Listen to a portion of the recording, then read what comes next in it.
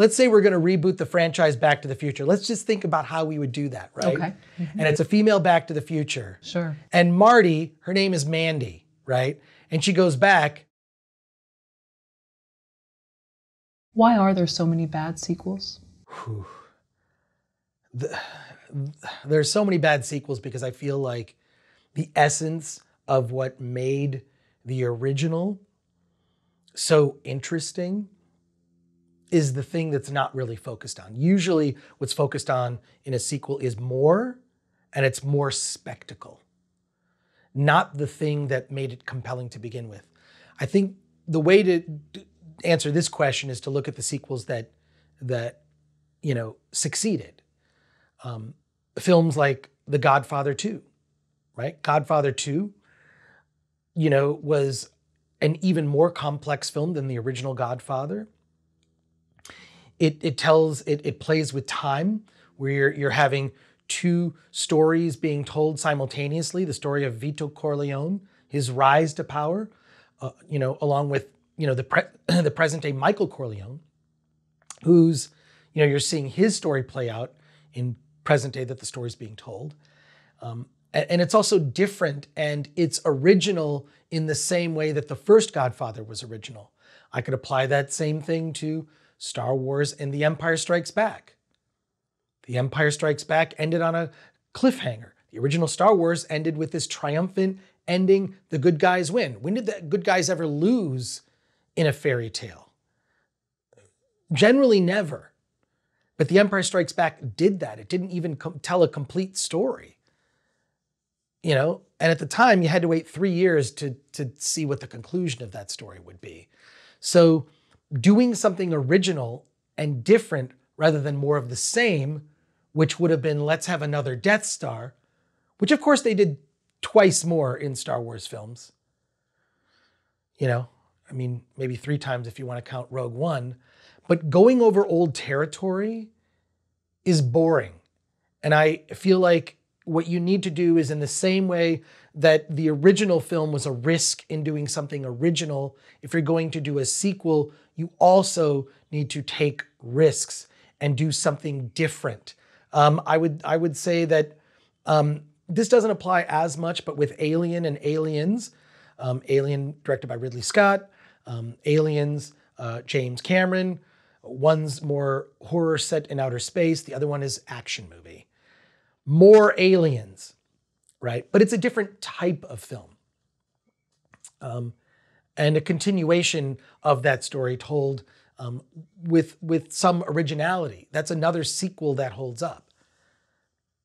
But so many other sequels that I have not named are terrible for the very reason that they just try to give you more of what was in the first one rather than, defy your expectations. And that, I think, has to do with fear on the part of the filmmakers and not really trusting the audience. I think you need to trust the audience that they want to see these beloved characters from the first film in new and different situations, things that are challenging to those characters. And you don't often see that in sequels. It's just more. I think that's lazy. As much as the Fast and the Furious movies are financially successful, I don't know if you could call any of them critically acclaimed. Those films tend to do well, but it's just more craziness. It's more over the top. It's more. In the last one, they go to outer space. How much more over the top can you get? It's ridiculous now. I mean, at this point, just take, a friend of mine once suggested, just take the drivers from Fast and the Furious and put them in the Transformers cars. They're driving the Transformers cars. Why not? Combine franchises. It would at least be original, right? But I think if you're going to do a sequel, you've got to do something different and original, because that's keeping with the characters, and you need to challenge the characters in ways they were not challenged in the first film. And I'm not saying that that's something easy, but when you look at what a successful sequel is compared to one that is completely forgettable, They made The Fly 2. The Fly with Jeff Goldblum, they made a sequel to it. Gina Davis's character dies in like the opening scene. No one, there's many sequels I could name off the top of my head. You would not even remember that there was a sequel. The Highlander 2, there was a sequel. I think there's like 9 of those. But the only one that really holds up is the first one. So it's very tricky. It's very tricky. I feel like it's important to be original in the same way that the first one, what people liked about that, flip that, defy expectations. I'll go back several decades, but Staying Alive and Saturday Night Fever, and I know I'm really dating myself here, but both fantastic films. Staying Alive to me, Staying Alive was a little bit better in my sense than Saturday Night Fever, just because I enjoyed John Travolta's journey staying in this crummy hotel. He's this hungry dancer. He meets Finola Hughes, who's got this upper hand and can help him, but there are strings attached. It's just a fantastic cast of characters. And to me, I thought that the storytelling was richer. But again, that's going back several years. It's not a franchise. I understand that. Some of viewers may not know that movie, but I thought that the storytelling was way better. But yeah. Do you remember that film? Yeah, I remember it, and I wish I could forget it. Oh, you do? Okay, it was that bad? No. It just, that film, I just remember the phenomenon being the music. I remember it was R-rated, and I could not go see it. So, okay. At the time that Saturday Night Fever came out. Sure. Yes, I think I remember that too, but I think I saw it when I was a little bit older. But the Staying Alive, for me, just I thought that the continuation of his journey as this, here he was, this hotshot back home, but then he goes to the big city and Right. He's just this small fish in this very, very treacherous pond where no one's trustworthy and everybody has their own agenda. And the good girl, Cynthia Gibbs, she actually seems like the best character, and he's like whatever with you because she can't get him anywhere. Mm-hmm. So I just thought it was just a great play on things. But yeah, I realize it's not a franchise. But, that's a great cameo from Sylvester Stallone in the beginning, by the way. So I mean, look, here's another reason to me that sequels tend to suck is that the first film generally is made to not be a series. The first film is being made to tell a story, and it's usually being made for a reason that there's meaning behind it. There's purpose on behalf of the filmmaker that wants to tell a story that has themes that are woven into the film that the filmmaker wants to express. So generally, an original film that ends up being a part of a series unintentionally, that original film is being made out of some reason that is artistic, and sequels are made for money. So by that very, because of that dynamic, sequels are made for money. Original films that end up being part of a series are usually made to express something an artist is trying to say. That always mucks up what a sequel will be. Interestingly, yes, we're going to come back to Star Wars. George Lucas had Alan Dean Foster come up with a story for a low-budget, independent sequel to Star Wars, which was to be called Splinter of the Mind's Eye. It ended up being a novel. You can find it used in a bookstore. Yeah, a bookstore, probably a used bookstore. Go into one. They're great. Books are these things, it's like the internet, but on really thin slices of wood. Try it someday.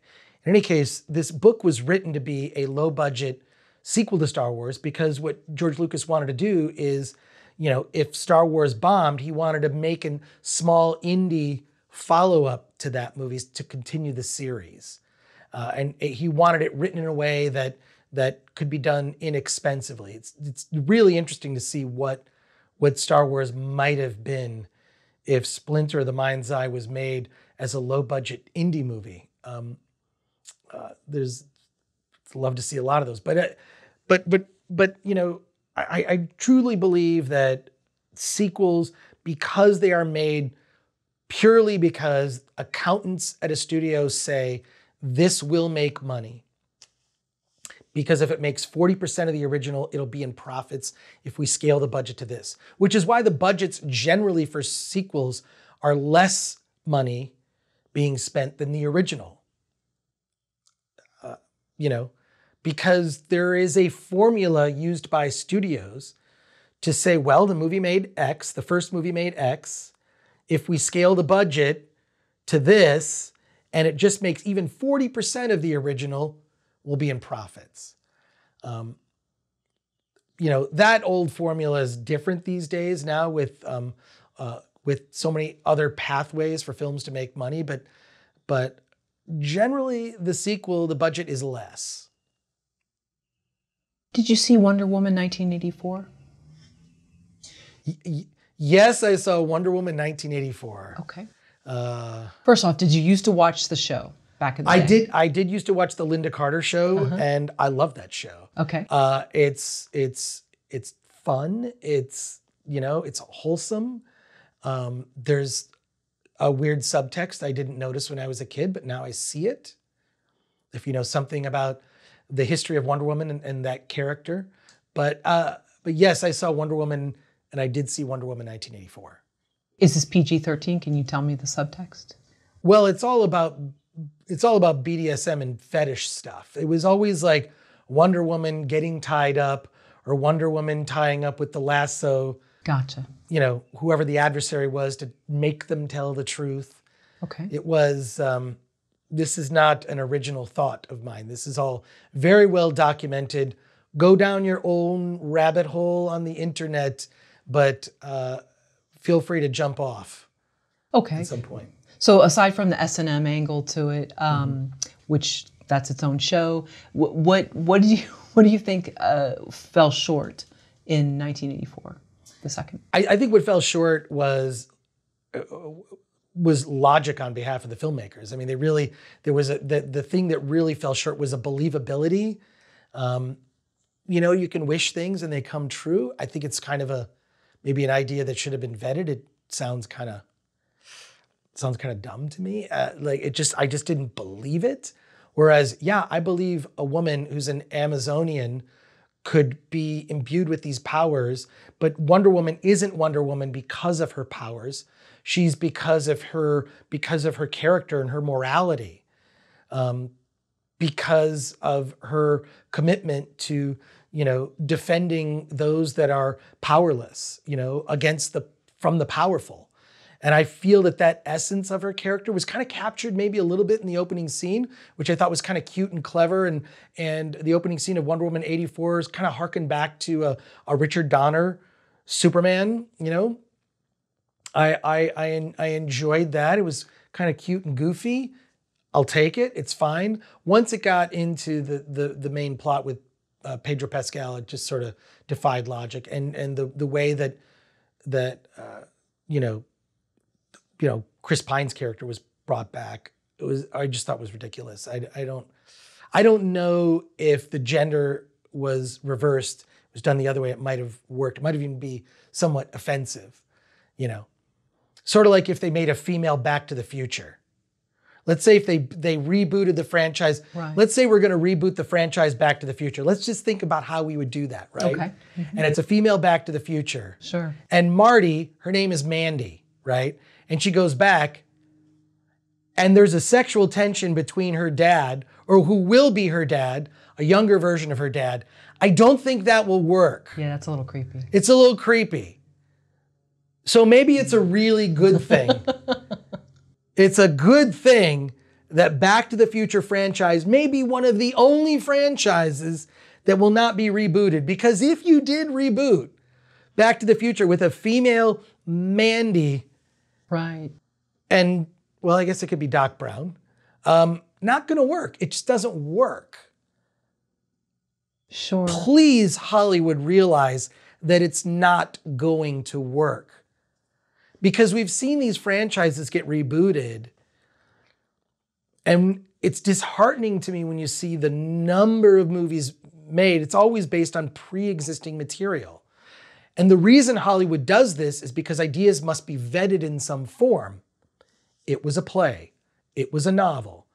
It's a franchise, which is generally the answer. It's a franchise that's existed for 80 years, 50 years, 40 years, whatever it is, right? Like, it's vetted. If you're going to invest that kind of money, you know, you know, you want to make sure you have your best chance of being profitable. So I understand from their thinking, but it really does, it does quell what might be some amazing original ideas. That's why I'm upset that we may never see a type of filmmaker like a George Lucas again, of creating a fantasy world from nothing as an original series of movies. I mean, Star Wars was certainly inspired by everything from Marvel Comics, Doctor Doom's character, Darth Vader, from Flash Gordon, the serials, from Dune, the book by Frank Herbert. It was inspired by so many things. It's like a blender of all this cool shit into something that's original. And risk is not something Hollywood likes.